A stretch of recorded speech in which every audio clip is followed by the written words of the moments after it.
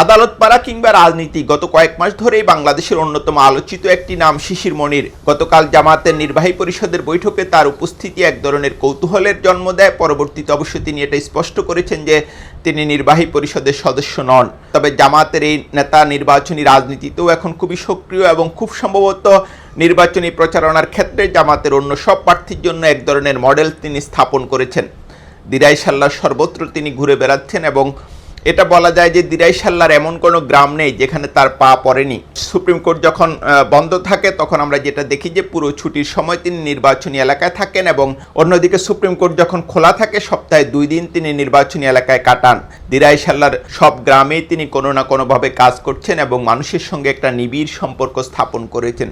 সেটা নির্বাচনী রাজনীতিতে কতটা কাজে লাগে সেটা নিশ্চিতভাবেই প্রশ্ন সাপেক্ষ, কিন্তু নির্বাচনী প্রচারণায় যে তিনি নতুন ঢেউ তৈরি করেছেন সেটা বলাই যায়। অন্যদিকে জাতীয় ঐক্যমত্য কমিশনের বৈঠকেও আমরা তাকে খুবই সক্রিয় দেখি। বিশেষ করে জুলাই সনদ কিভাবে কার্যকর হবে সে ব্যাপারে তিনি অত্যন্ত দৃঢ় অবস্থান নিয়েছেন। সাংবিধানিক আদেশ এবং গণভোটের মাধ্যমে যে জুলাই সনদ কার্যকর করা সম্ভব, শুরু থেকে তিনি এটা বলে আসছেন। বিএনপি অবশ্য শুরু থেকে এই থিওরির বিরোধিতা করে আসছিল। বিশেষ করে বিএনপি নেতা সালাউদ্দিন আহমেদকে আমরা জাতীয় ঐক্যমত্য কমিশনের বৈঠকে এই ব্যাপারে দলটির অবস্থান পরিষ্কার করতে দেখি। সর্বশেষ অবশ্য যেটা দেখা যাচ্ছে যে তারা অনেকটা কাছাকাছি চলে এসেছেন।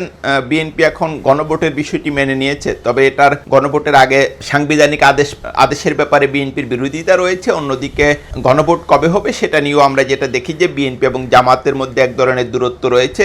বিএনপি চায় জাতীয় সংসদ নির্বাচনের দিনই গণভোট হোক, অন্যদিকে জামাত যেটা বলে যে এর আগেই যেন গণভোটটা হয়। জামাত আসলে যেটা মূলত জোর দিচ্ছে যে উচ্চ পরিষদটা যেন এই নির্বাচনের প্রেক্ষিতেই গঠিত হয়ে হয়। অন্যদিকে আদালত পাড়াও আমরা শিশির মনিরকে খুবই সক্রিয় দেখি। ছাত্র জীবনেও তিনি রাজনীতিতে সক্রিয় ছিলেন।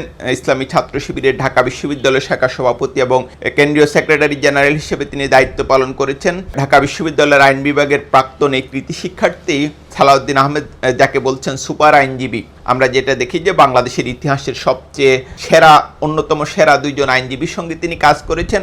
তারা হচ্ছেন ব্যারিস্টার আব্দুর রাজ্জাক এবং খন্দকার মাহবুব হোসেন। দুজনেরই জুনিয়র ছিলেন শিশির মনির, এবং তিনি যেটা বলে থাকেন যে তার জীবনের এটা একটা অন্যতম উজ্জ্বল অধ্যায়। খন্দকার মাহবুব হোসেন ফৌজদারি মামলার বাংলাদেশের ইতিহাসেরই সেরা 2-1 আইনজীবীর একজন, এবং ব্যারিস্টার আব্দুর রাজ্জাক সর্বত্রই আইন অঙ্গনে তার একটা দীর্ঘ ছায়া রয়েছে। তো আমরা যেটা দেখি যে খুব সম্ভবত এত কম বয়সে শিশির মনিরের মতো এত আলোচনা বাংলাদেশের খুব কোনো আইনজীবী তৈরি করতে পারেননি, এবং আমরা যেটা দেখি যে খুব গুরুত্বপূর্ণ নানা রকম সাংবিধানিক এবং ফৌজদারি মামলায় এরই মধ্যে তিনি লড়েছেন। রাজনীতিতে যেটা হয়, আপনি কখনো কখনো আবার বিতর্ক জন্ম দেয়, এবং আমরা যেটা দেখছি যে শিশির মনিরের 2-1টি বক্তব্য নিয়েও বিতর্ক হচ্ছে। বিশেষ করে পূজায় গিয়ে তার একটি বক্তব্য, যেটি আসলে মূলত বিদ্রোহী কবি কাজী নজরুল ইসলামের একটি কবিতা, তিনি পড়তে গিয়ে একটা বিতর্ক তৈরি করেছেন। তিনি এ ব্যাপারে অবশ্য নিজের অবস্থান স্পষ্ট করেছেন। হেফাজত আমির মহিবুল্লাহ বাবুনগরীও এ ব্যাপারে সমালোচনা করেছেন, এবং শিশির মনির খুবই আমি বলবো নম্রতা ভদ্রতার সঙ্গেই এবং খুব বিনয়ের সঙ্গে হেফাজত আমিরের বক্তব্যের জবাব দিয়েছেন।